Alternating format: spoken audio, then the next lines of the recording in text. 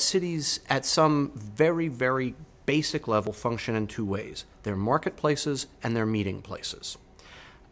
We tend to think of cities primarily in that first sense, economics. And we tend to talk a lot about job creation, job loss, revenues, all that sort of stuff, all of which are perfectly important.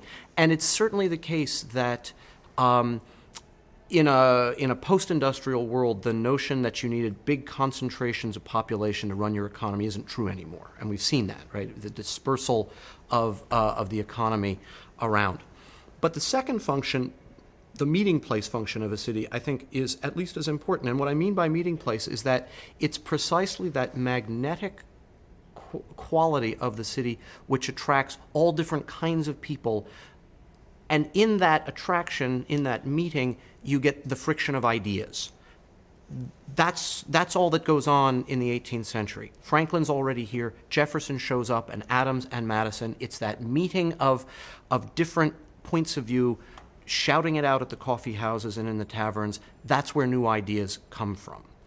That function of the city, I think, is just as important and vital if we think of that as a kind of intellectual and cultural function as it ever has been. We are, the biologists tell us, essentially social animals. Cities are the expression of that basic social, biological wiring that we've got.